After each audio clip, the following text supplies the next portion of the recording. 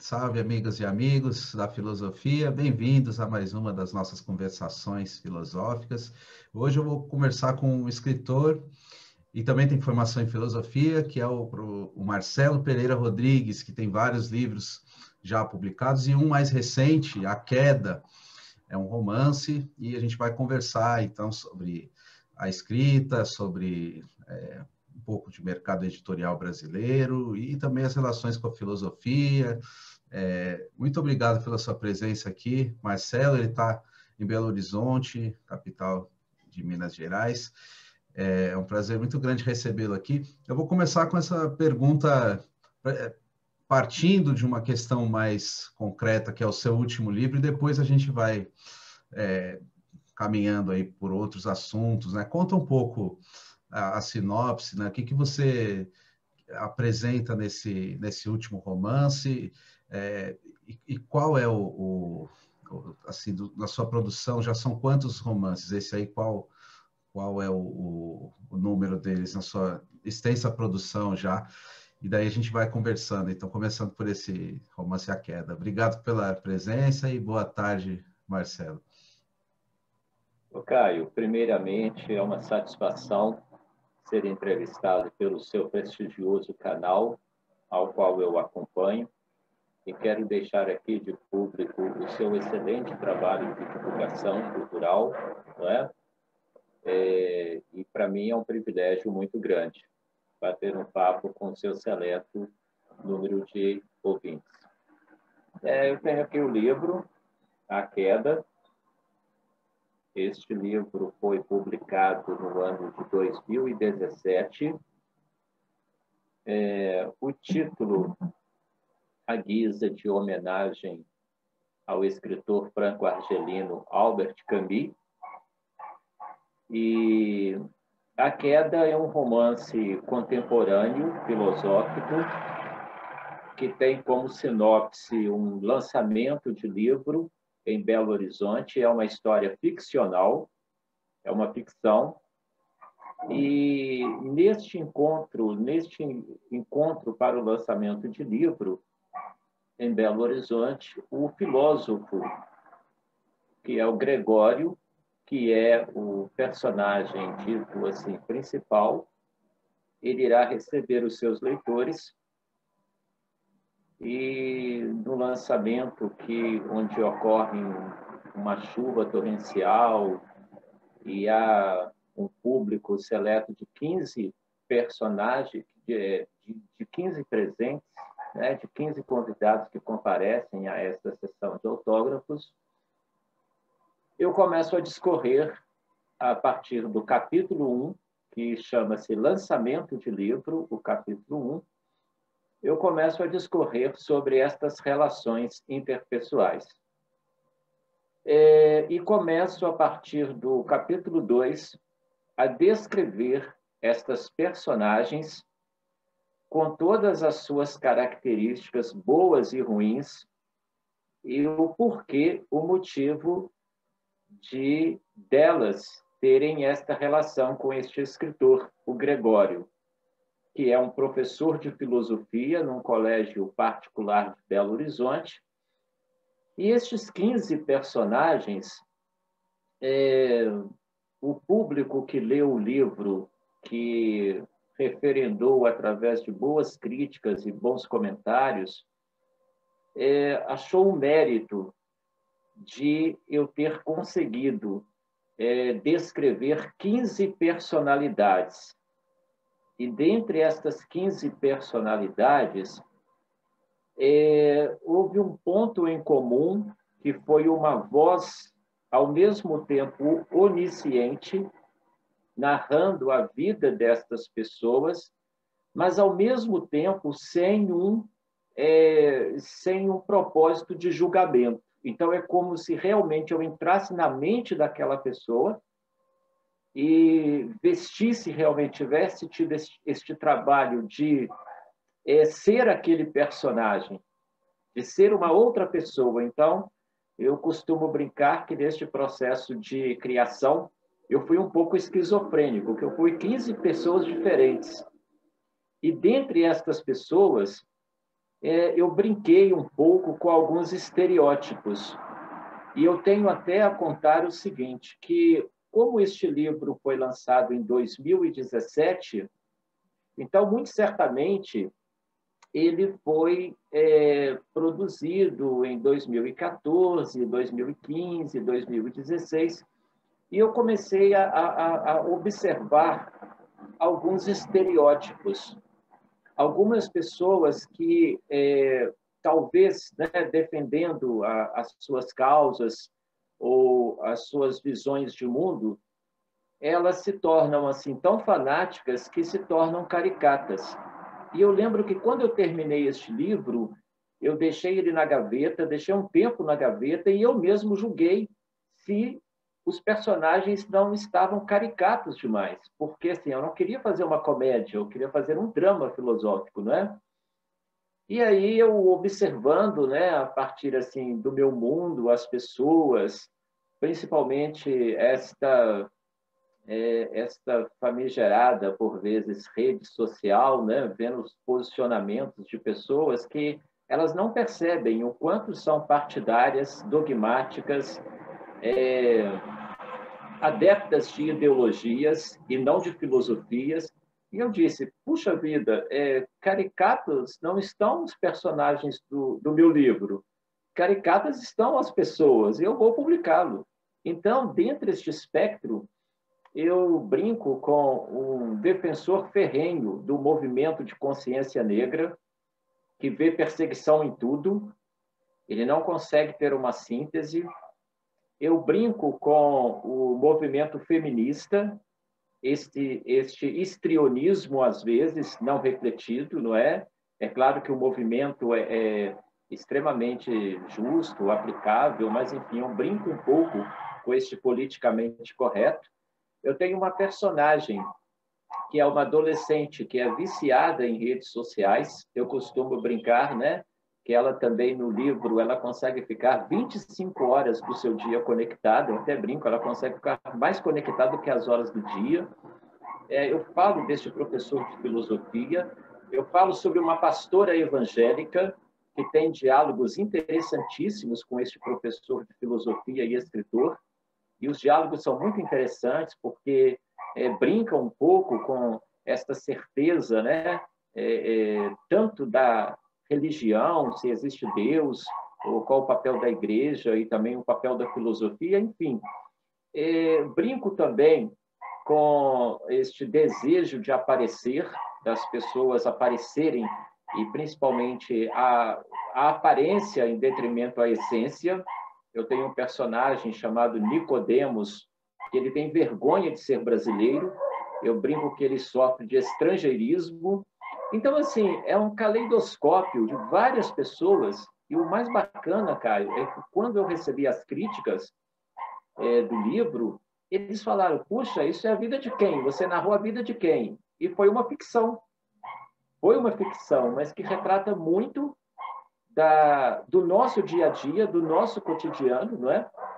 E você, como filósofo também, você sabe bem, a filosofia é sempre questionadora, mas ela não se adequa a ideologias.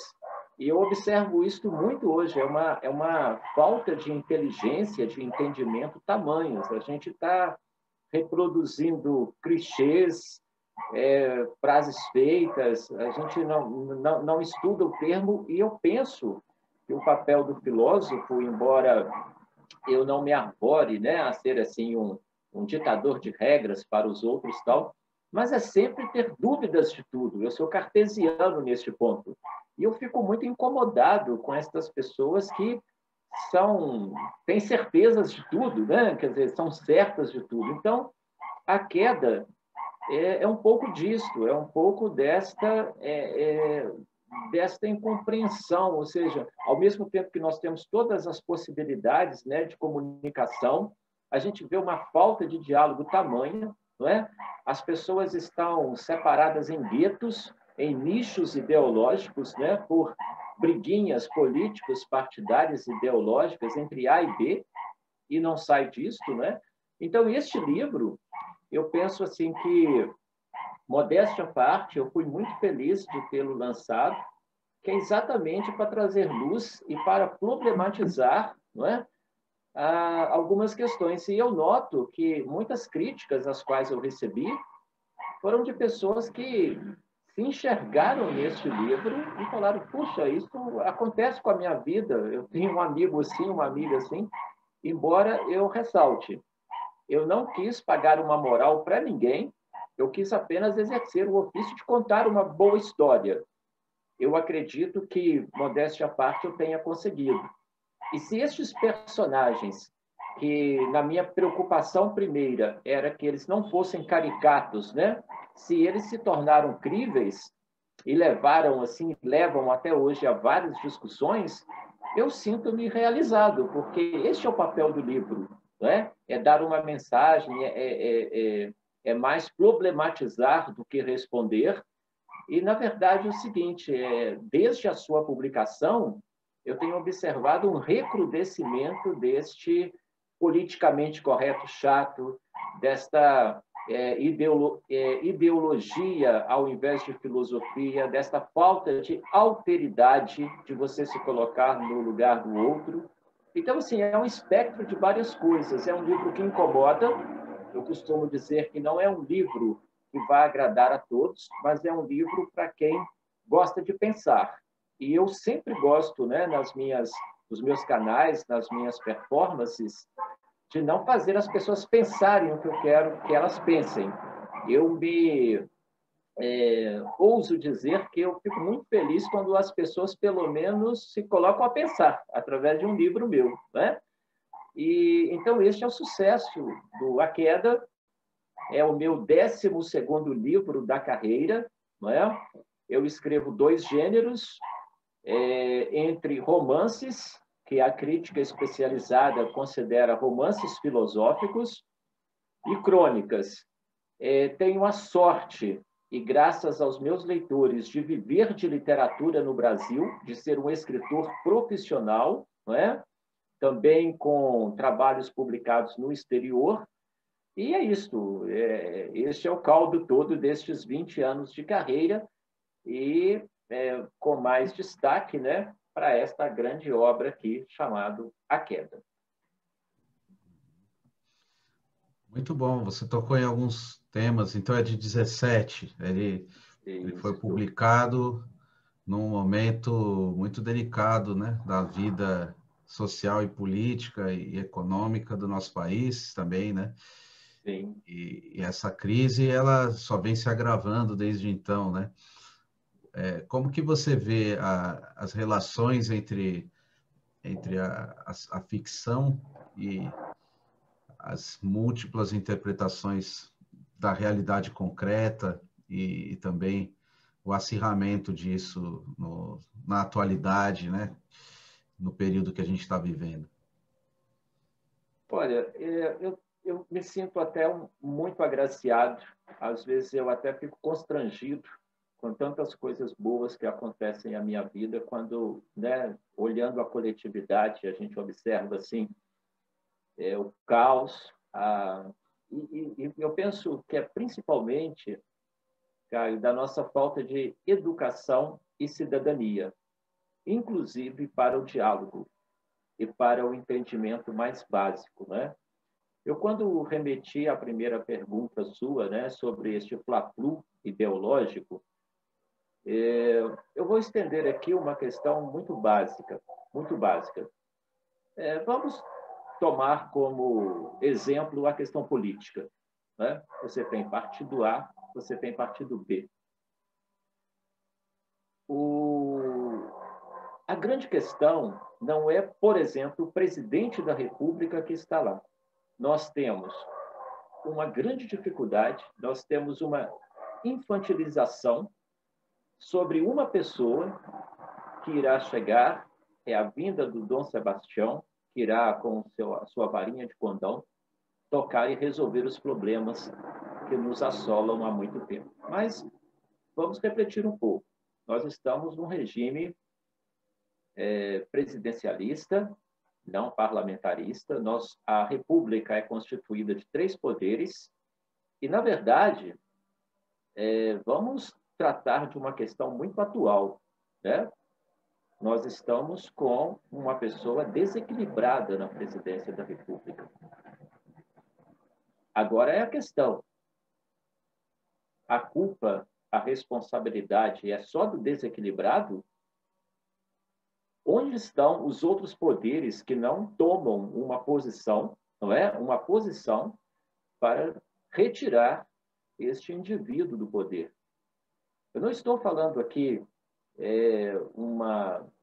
digamos assim, vamos supor, eu não sou sectário ou partidário, A ou B, eu não estou falando de um rompimento institucional, eu estou falando que você tem que tirar uma pessoa desequilibrada e até o ano que vem você contar com uma pessoa que pelo menos saiba conversar, que é o vice-presidente da República. A gente passar, a gente tem que resolver essas questões. Então, eu vejo, por exemplo, muitas questões de nós em briguinhas infantis. Se candidato A é corrupto, se candidato B é corrupto, se um presidente não presta, se outro presidente não presta. Mas a questão é o seguinte: onde estão os deputados? Onde estão os senadores que não se posicionam? Porque essa infantilização do povo brasileiro, que fica atribuindo adjetivos a presidentes da República, mas esquecem quem votou para deputado e senador. Por que nós não cobramos, Caio, este fosso entre essa brutal desigualdade na distribuição de renda, né, que a gente tem? Por que a gente não... Vamos esticar um pouco, vamos para a questão das leis. Por que nós não taxamos as grandes fortunas do país? Por que nós continuamos com os marajás? Eu lembro que eu era criança, o candidato Fernando Collor de Mello, ele entrou com esta promessa de caçar os marajás. Mas, tristemente, a gente observa que na República, independente de governo A ou governo B, estes marajás apenas se perpetuam. Porque este fosso, né, este fosso de direitos, este fosso de desigualdade de distribuição de renda, pessoas morrendo nas filas de hospitais, aí é o seguinte: se nós ficarmos nesta infantilidade de atribuirmos adjetivos a presidente da República A, a presidente da República B, vamos dar os nomes aos bois, Lula e Bolsonaro, nós estamos sendo infantis. A gente tem que tratar de uma questão prática, de cobrar do STF, de cobrar da Câmara dos Deputados e do Senado, não é, do Congresso, a aplicação das leis. Quando uma pessoa está desequilibrada no poder, ela tem que ser retirada. Isso é para a sobrevivência da própria democracia, não é? E até estendendo um pouco,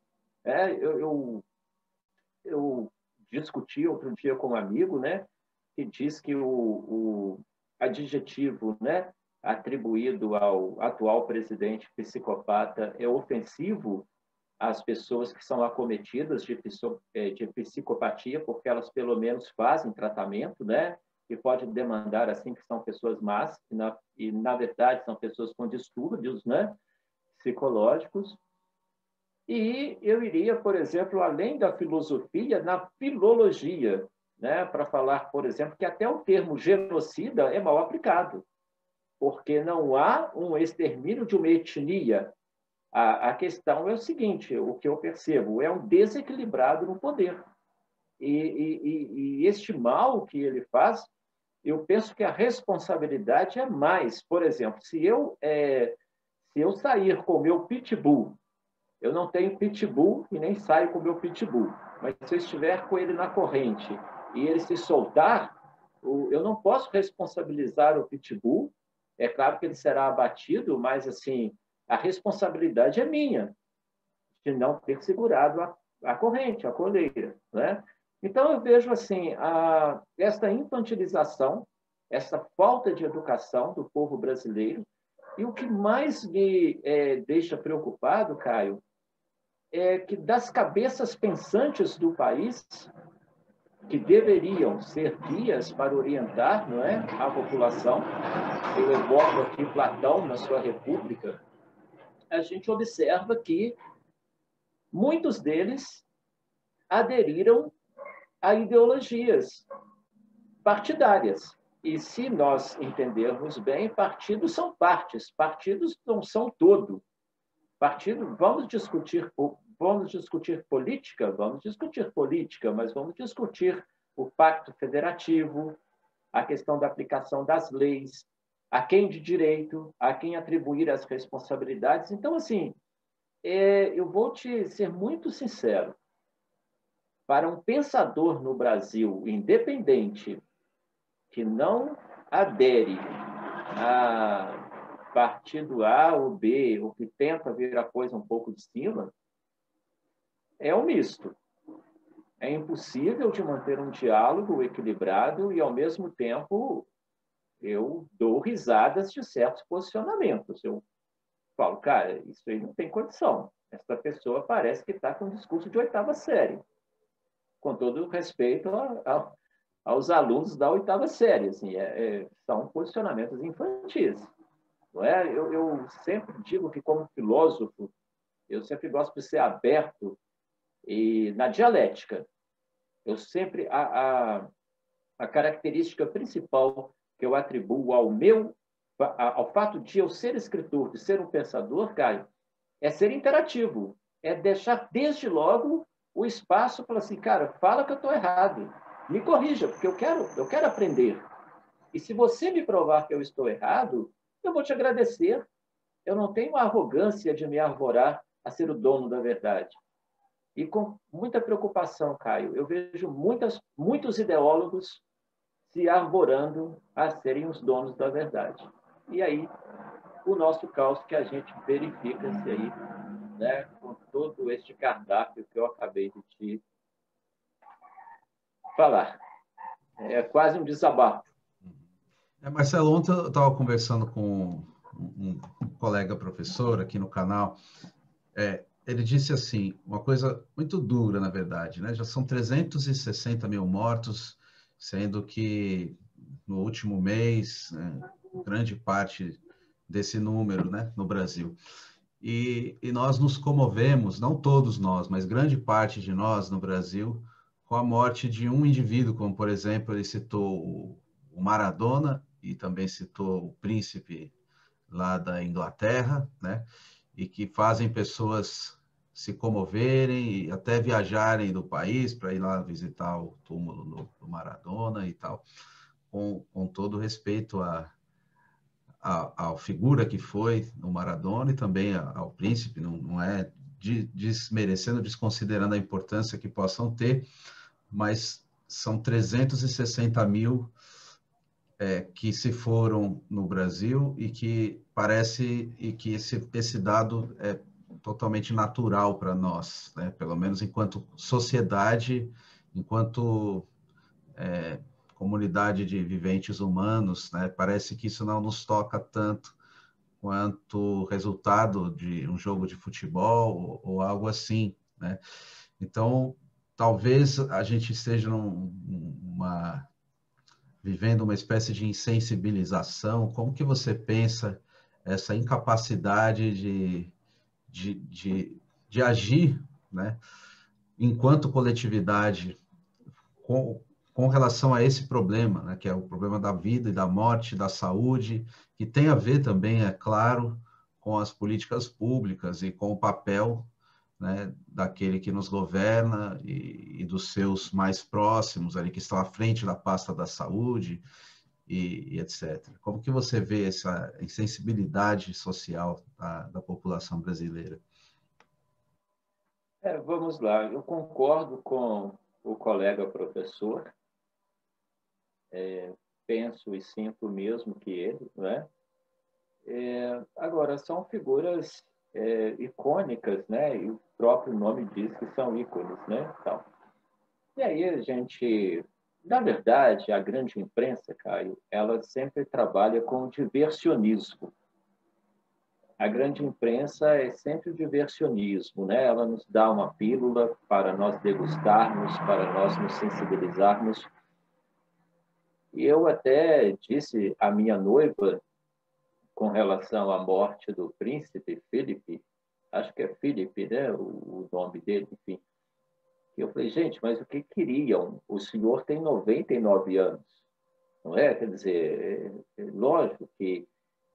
E aí, se a gente fosse discutir também a realeza perdulária, né, decorativa, uma coisa também fora, enfim, não é questão. Concordo com você, nós devemos sentir, mas a gente meio que é insensível a esta coisa. A gente não tem empatia com aquilo que está distante ou não está ao nosso redor, né? Então, por exemplo, essa insensibilidade com a morte, e eu vejo este panorama no Brasil assim de modo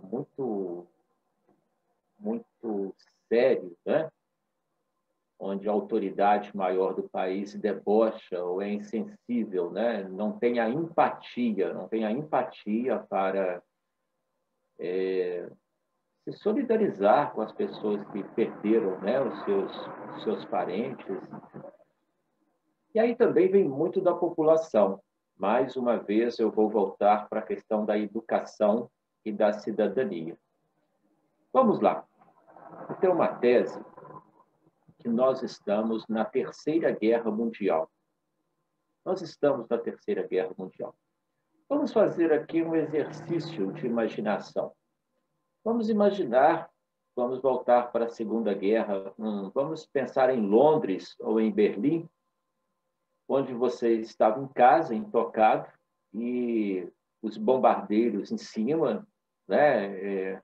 Exército inimigo te pegando na esquina, e você sofria toda a carestia de alimentos, de remédios, e você estava ali porque você não podia sair. Eu falo a sociedade civil, né? Então, hoje, é a mesmíssima coisa. E aí você vê, por exemplo, a nossa falta de insensibilidade de jovens participando de festas, onde comércio não é essencial para vender roupa e sapatos. Gente, quem está comprando roupa e sapato nesse período? Né? Pessoas pensantes. A gente compra hoje água, alimento, né? Assim, falta muito essa questão da sensibilidade, esse sentimento, essa alteridade, esse senso de alteridade, se colocar no lugar do outro. Então, mais uma vez, a nossa falta de educação, a nossa falta de cidadania, casa-se um pouco com aquilo que eu respondi anteriormente sobre a nossa péssima distribuição de renda, porque, ao mesmo tempo, nós, né, que somos da classe média, nós temos ainda uma condição de trabalhar de modo remoto, mas e aquele pobre coitado que tem que defender o pão dele de cada dia? Quantos nós observamos pelas ruas, né, que estão lá com as suas barraquinhas vendendo os seus doces, os seus pirulitos, as suas pipocas, que tem que fazer para o almoço, praticamente? Por que este povo não é assistido? Né? Quer dizer, é o déficit, é aquilo que eu disse sobre a péssima distribuição de renda nossa. Né? Agora, tudo que começa muito distante, né, igual este vírus, quando surgiu na China, a gente observou primeiro como algo distante, a gente não entendeu a questão da globalização, né? Hoje o mundo todo é um lugar só, e aí veio para a Itália e a coisa foi para os Estados Unidos, desceu aqui para o Brasil, né? Embora esta coisa já estivesse sincronizada. E mais uma vez, a responsabilidade das nossas autoridades.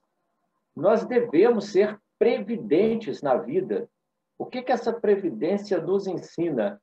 Que você deve comprar vacina em setembro do ano passado para ela chegar agora, né? Agora, onde estão as outras autoridades para obrigar que seja feito, que seja cumprido a lei, né? Então, mais uma vez, olha para você ver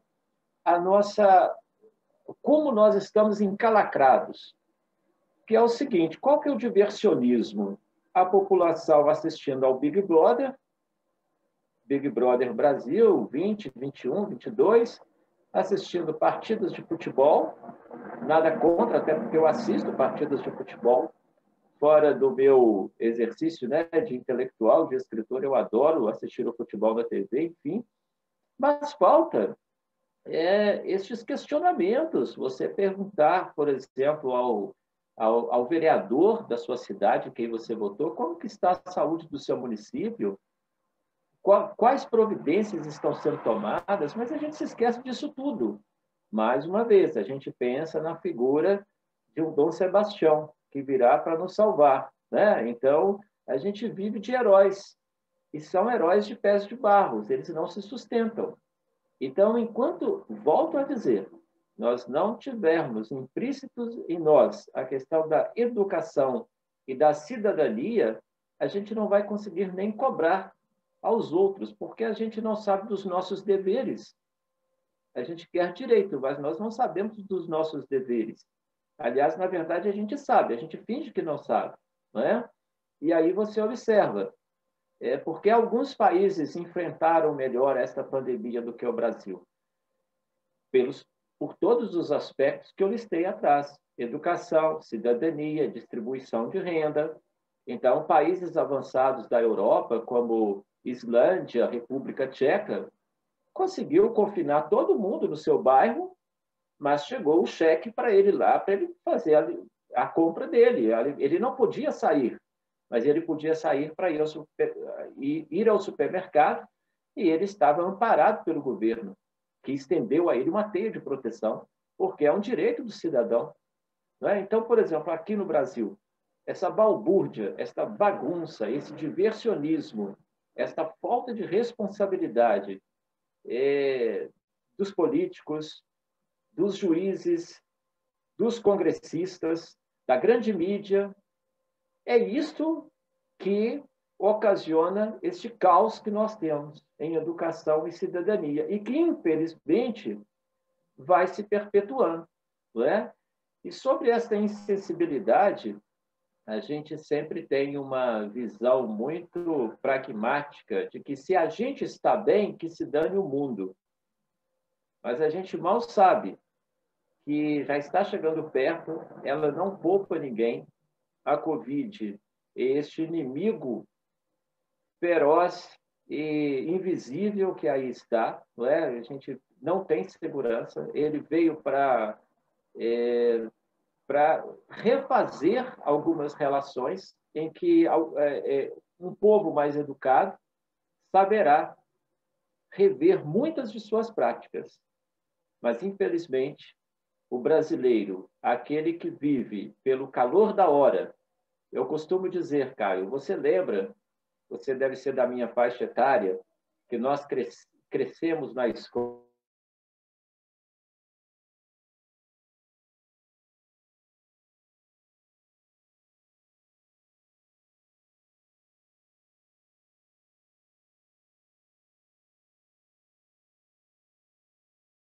desenvolvidos, eles são o país do presente. Então, até quando a gente será o país do futuro, né? Que vai chegar um líder salvador, que os políticos deixarão de serem desonestos, que a educação será prioridade. Isso para quando? Né? Quer dizer, esta é a questão. Então, assim, nós estamos atrasados em cidadania, em educação, de modo muito brutal. De modo muito brutal. Enquanto nós não refletirmos sobre isso, a gente vai dar um passo para frente, dois para trás. Um passo para frente, dois para trás. Sempre minorando as coisas e nunca melhorando. Desculpa ter me estendido aí mais este desabafo. Imagina. Marcelo, eu queria perguntar, então, sobre de lá para cá. O Brasil aprofundou a sua crise, né? O do livro já é de 17. O que você tem feito desde então? Como Então, escritor? Está pensando em outro romance? Como é que é? eu percorri uma extensa turnê no ano de 2018, né? Quando nós ainda tivemos a condição de viajar. Eu gosto muito de viajar. Eu participei das 2 bienais internacionais do livro, uma no Rio, outra em São Paulo. Estive também em Paraty, autografando os meus livros, autografei os meus livros em alguns eventos, né? Até quando foi 20, a coisa parou toda, né? Parou tudo o ano passado, pelos motivos óbvios. E eu, como sou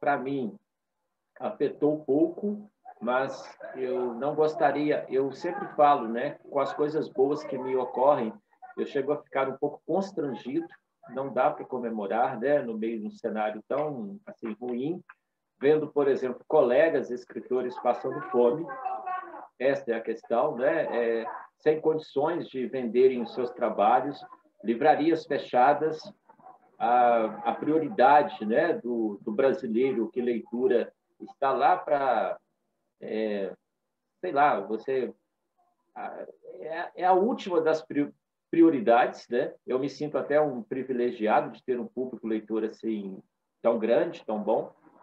E eu vejo assim, por exemplo, uma situação muito difícil ao meu redor, né? Uma situação de crise aguda, muito forte, mas eu tenho conseguido trabalhar, né?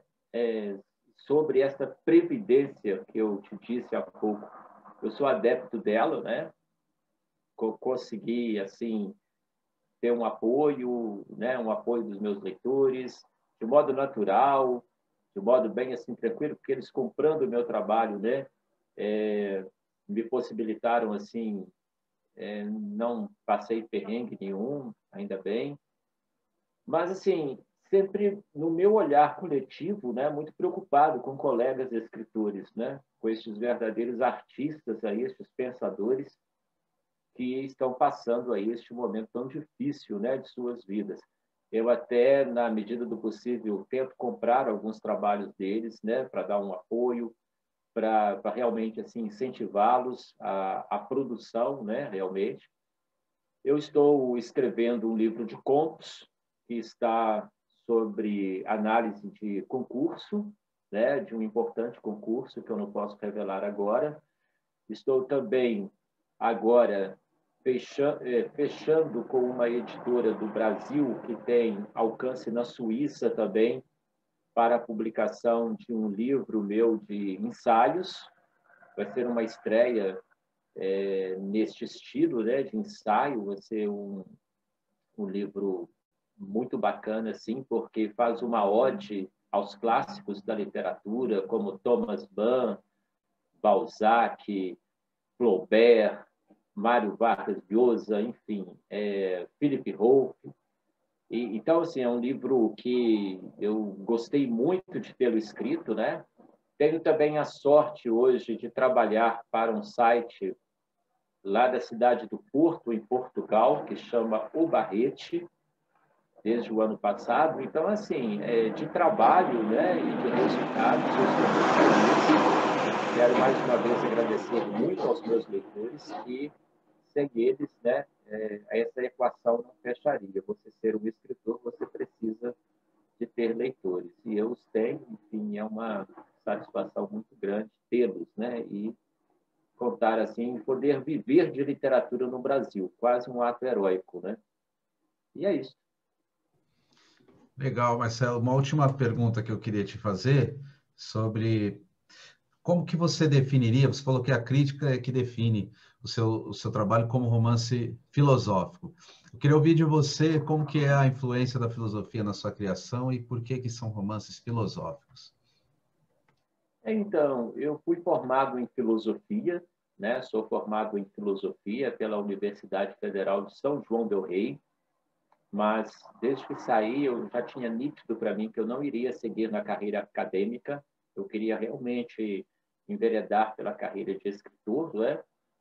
E, na verdade, na composição dos meus romances, como a influência filosófica é muito grande, eu comecei a trabalhar alguns livros, inclusive tem um deles aqui, que é Um Café com Sartre, onde eu apresento Sartre de modo assim bem propedêutico a não iniciados em filosofia, e eu trato alguns elementos da sua filosofia, principalmente o existencialismo.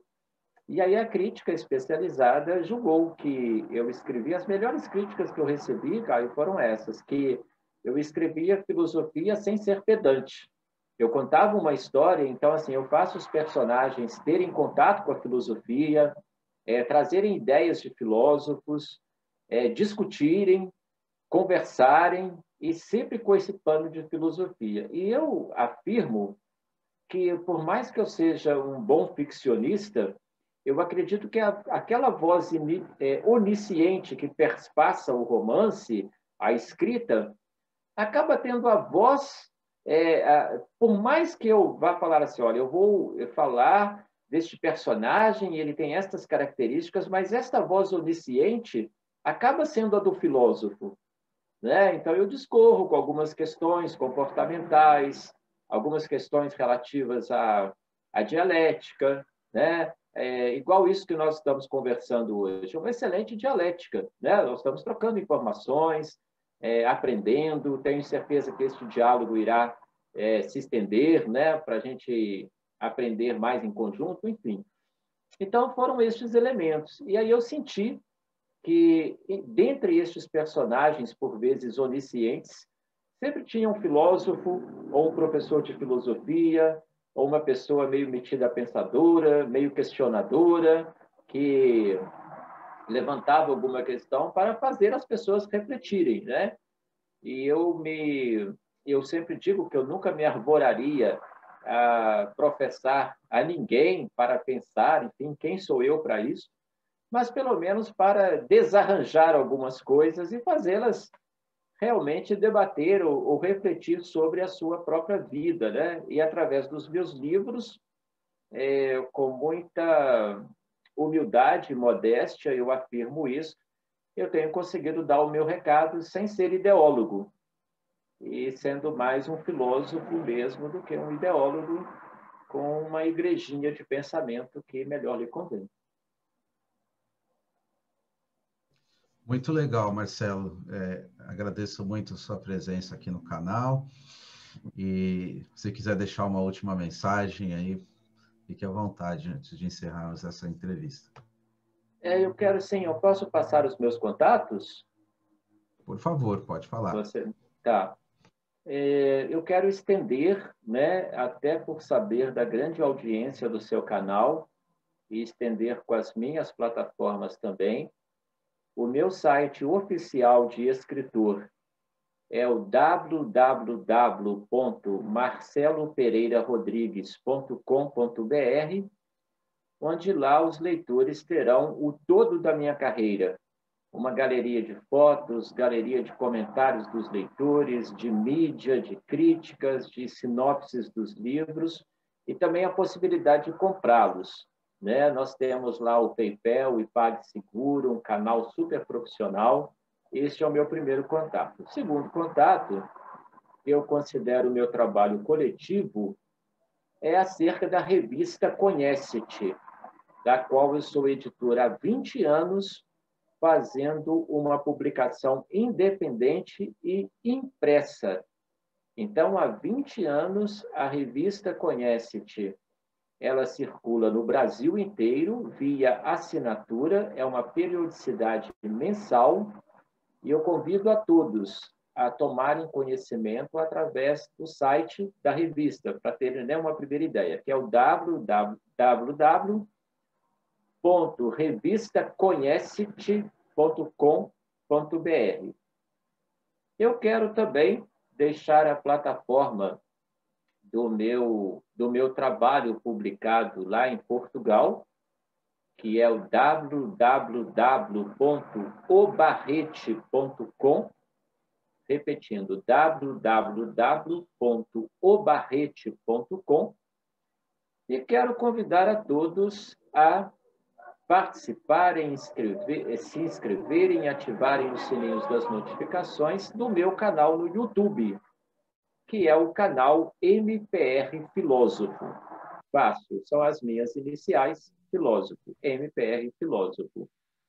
E a minha mensagem final é agradecê-lo, não é? Agradecê-lo, me sinto muito prestigiado de fazer parte deste quadro, onde já por hábito eu tenho ouvir aos seus brilhantes entrevistados, não é?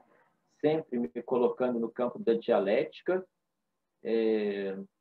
refletindo sobre os seus pontos de vistas, te parabenizar mais uma vez por ser, né, este divulgador de coisas boas, de conteúdo, de bons conteúdos, não é? Porque hoje em dia, no Brasil, ter um canal para falar de ideias, para falar de livros, de filosofia, de literatura, de pedagogia, a gente sabe que realmente não apelar para o sensacionalismo é algo assim que quase que a gente escorrega, né? E você tem mantido firme aí o leme, segurado com a qualidade, né? E que, de repente, eu me senti assim, muito identificado, porque eu percebo que, apesar do seu grande número de espectadores, deu para perceber que você não é daqueles que se interessam muito pelo quê da quantidade, e sim pelo quê da qualidade. Então, a ver todo o seu trabalho, feito de muita qualidade, eu só tenho a agradecer, mais uma vez, esta oportunidade para falar um pouco de minhas ideias. Muito obrigado mesmo, de coração. Agradeço. Eu vou te dar um presente, eu vou presenteá-lo com um livro A Queda. Você irá aqui, por favor, depois mandar o endereço para mim no Messenger e eu irei autografar para você, eu faço questão. É uma simples e humilde retribuição a todo este espaço que você concedeu às minhas ideias. Muitíssimo obrigado, Marcelo. Sou eu que agradeço. E, infelizmente, temos de encerrar a entrevista, né? Senão ficaríamos aqui discutindo muitas outras ideias, mas tenho certeza que o diálogo não vai acabar aqui. A gente tem muita coisa ainda para conversar. E também quem assistiu esse vídeo, né? Que vai ser disponibilizado depois no YouTube. Quem estiver aí assistindo, pode também, claro, comentar, deixar aí suas opiniões, colocações, questões, o que vocês quiserem, para sabermos o que vocês estão achando. Também podem sugerir outros assuntos, né, para a gente trazer aqui no canal. E agradeço também ao público e fiquem ligados nas próximas conversações filosóficas.